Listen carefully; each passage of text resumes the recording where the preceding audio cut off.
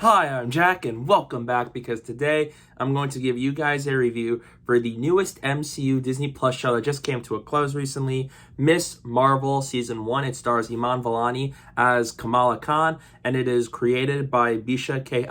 And with that said, let's get started.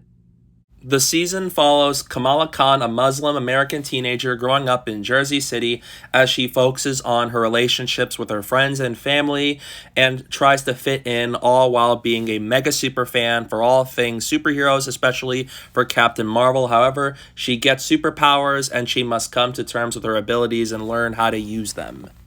I actually had some worries heading into this show, and that's mainly because they changed the character's abilities, especially because they're bringing her into the MCU, making Kamala Khan the very first Marvel character to be introduced in the MCU with a mostly new set of abilities. I had some worries about it because the comics abilities were very important to the character as a whole, and I was wondering how are they going to bring her into live action, especially with these changes.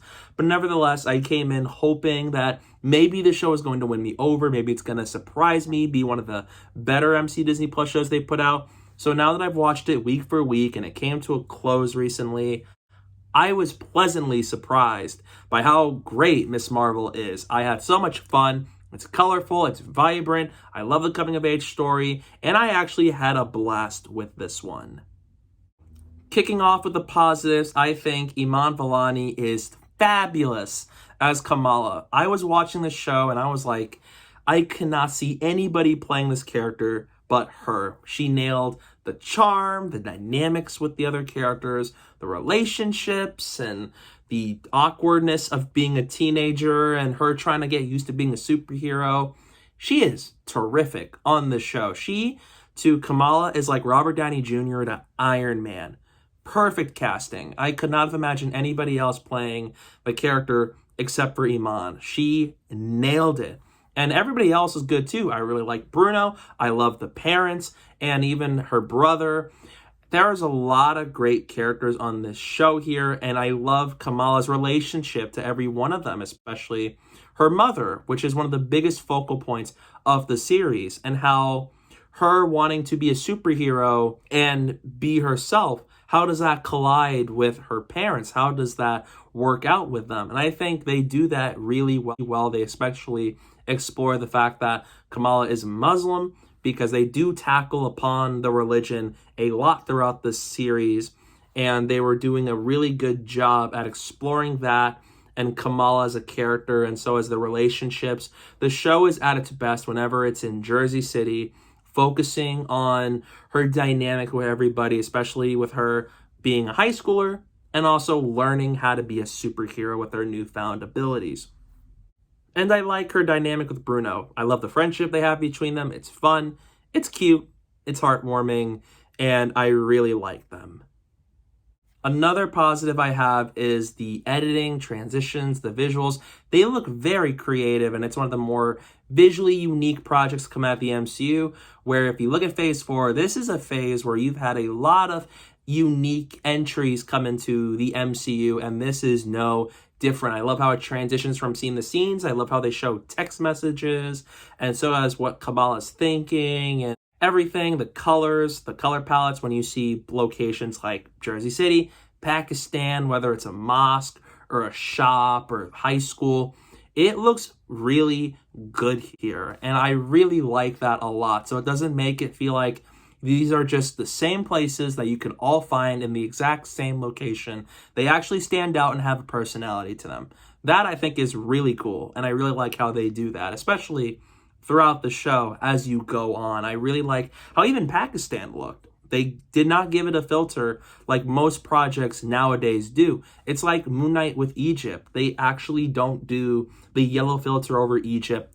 Miss Marvel did a good job with how it shows Pakistan in terms of the visual palette. It looks really good. There's some great cinematography every now and then in these episodes. It's just a very well-crafted show. On the visual standpoint, it's really well edited and made in terms of the filmmaking, really unique for the franchise, and it's one of the more creative entries to come out of the MCU in this phase so far.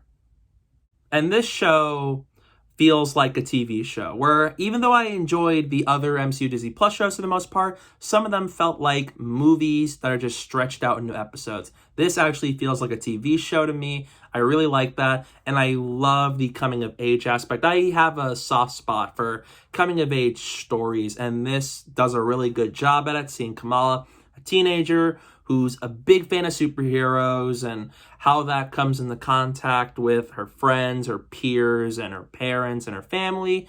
How does that work? I really like how they do all that, especially when Kamala finally gets her abilities. It's really cool, and I love how they show us Kamala's viewpoint of the entire MCU. It's really cool, and it's unique, and I love how they're able to bring it to life, and it really stays true to Kamala's character in that regard. I think on that side of things, it's really entertaining, it's exciting, it's fun. It's a really enjoyable show that I had a really good time watching throughout. Sometimes with Marvel Disney Plus shows, the finales can be very hit or miss. This one was a hit. It's not a perfect episode, but this is one of the best finales the Marvel Disney Plus shows have had since Loki. It feels nicely paced, it's fun. There's some really great moments, and I love how it handles these characters and where it leaves them off by the end. And it does a good job at wrapping up just this overall feel and story they were telling, especially from how the show started.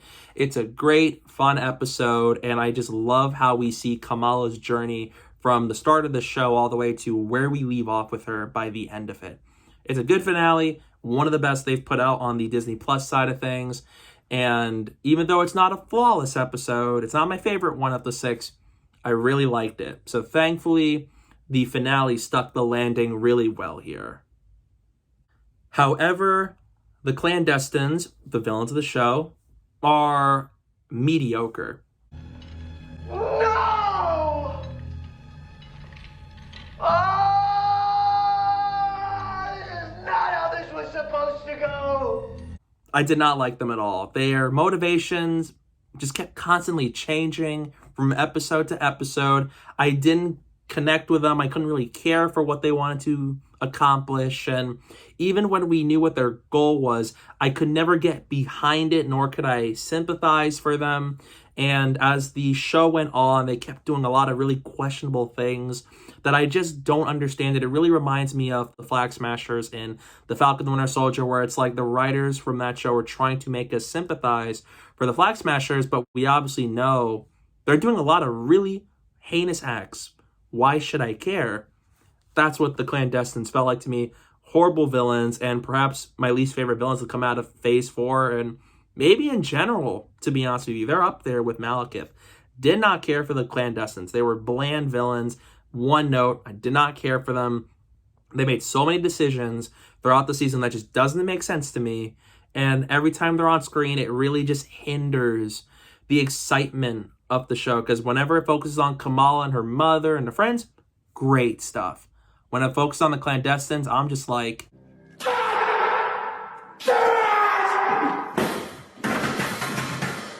Another issue I have is this show really shifted gears when he got midway through, where as it once started out in Jersey City with the high school setting and her relationships, and so as her trying to be a nerd and a superhero and a teenager, it shifted gears and it took our characters to another location. That location is Pakistan.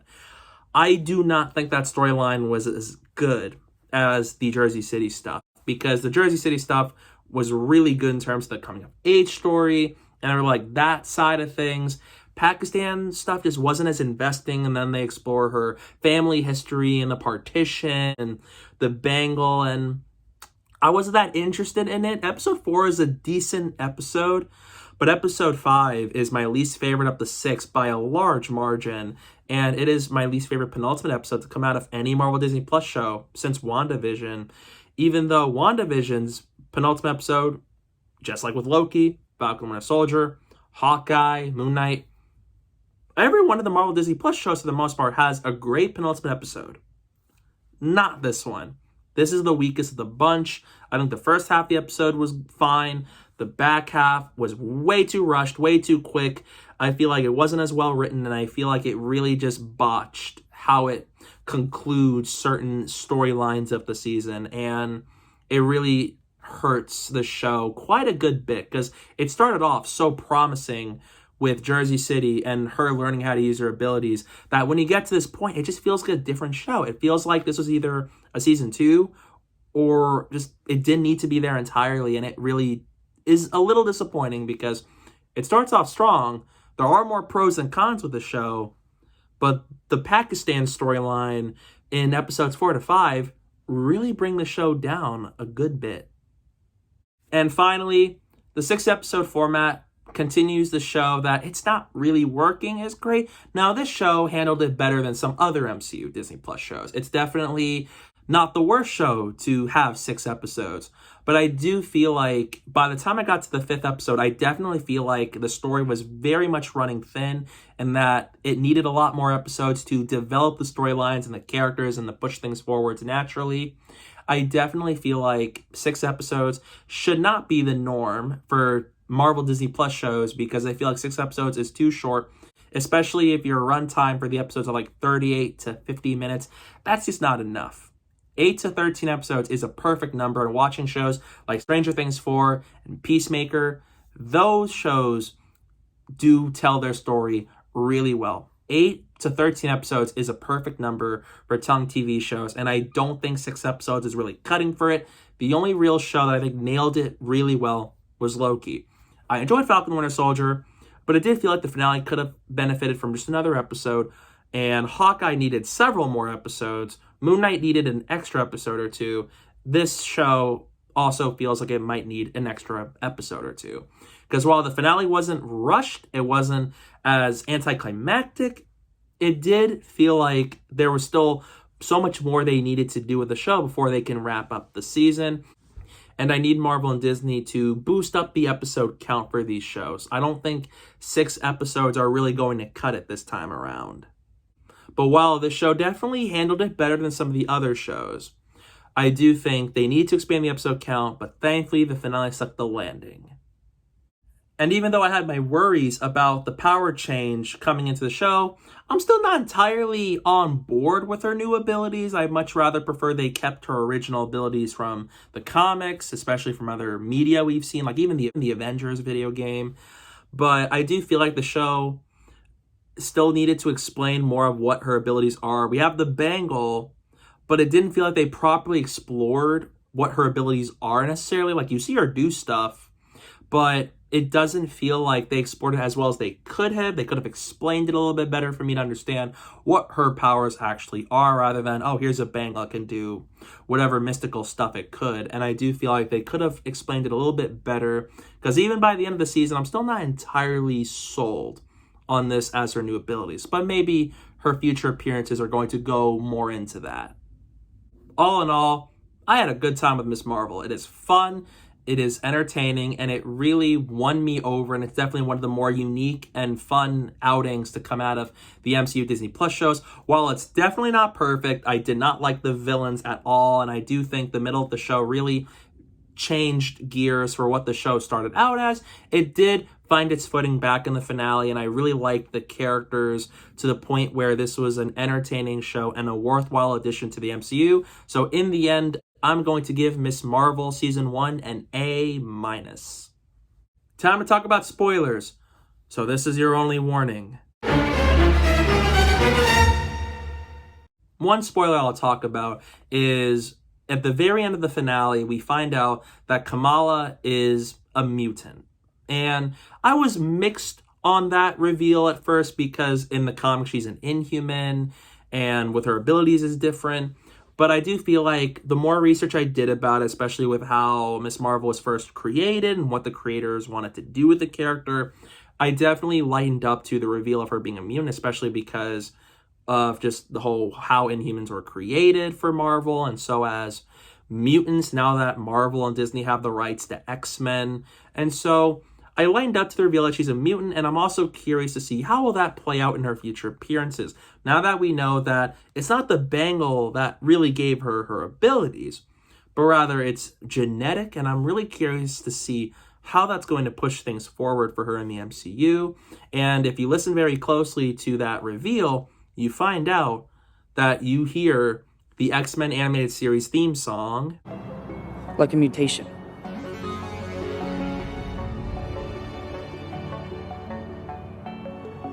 And that was really cool nonetheless. Not too amazing of a reveal, but for what it was worth, I didn't mind it. And especially after time goes on, I just kind of lightened up to it. Another thing I want to bring up is how the end credit scene in the finale sees Kamala in her bedroom, and we see that apparently her bangle is just acting all strange, and all of a sudden she just vanished, and the closet door got destroyed, and then coming out of that was Brie Larson as Captain Marvel. Now, this was nice to see because Kamala is a huge fan of Captain Marvel. I was wondering, when will she show up? Because it's inevitable. You can't really have a Miss Marvel project without Captain Marvel herself. So it's nice to finally see Brie Larson return as a character in the end credit scene. I like her new look a lot. I'm wondering if they're going to keep that for the Marvels, which I hope they do. And the ending of this episode really has me curious. Did they swap places? Because that's what it looked like. And as Captain Marvel just looks around Kamala's room, she's like surprised. She's like wondering where she is. And she's like, oh no, or something. I'm really curious to see what that means for the Marvels, because that's going to bring in Captain Marvel, Miss Marvel, and so is Monica from WandaVision. So I'm genuinely curious to see what that side of things is going to be like for the sequel, especially with now, where is Kamala? Where did she go? Did she swap places with Captain Marvel at that moment? Really wondering what they're going to do with that. So this actually increased my anticipation for the Marvels quite a bit. Cameron is a neat character, but I think the clandestines as a whole are very bland characters, and I think his relationship with Kamala is cool. There's some fun moments, especially with how it plays off with Bruno. And I think the way it resolved is nice, that apparently Kamala gives them time to escape from damage control. And they bring back the guy from Spider-Man No Way Home, so that was cool. And there are some weird moments there where it's like Cameron is hurting people. Kamala stops him from doing so and then still helps him. So there's just some weird writing stuff that happens in the finale in terms of that. But I liked Cameron. He's cool. And I'm wondering, like, will he show up again if this is going to get a season 2? Who knows? I would most certainly love to see a season 2 of Miss Marvel. So yeah, those are my thoughts on season 1 of Miss Marvel. What are your thoughts on the show? Let me know down below in the comment section. I'd love to hear your thoughts on it. And stay tuned. I have a review for The Gray Man coming up soon, as it comes out on Netflix in just a few days. And I cannot wait to see Ryan Gosling return with Chris Evans and Ana de Armas, especially under the direction of the Russo brothers. So hopefully you guys will stay tuned for that. And don't forget to follow me on social media. My username is down below at the bottom of the screen and in the description below. So please go do that while you're at it. And thank you guys so much for watching. And don't forget to hit that like button and the subscribe button. And stay tuned for more. You know what you are?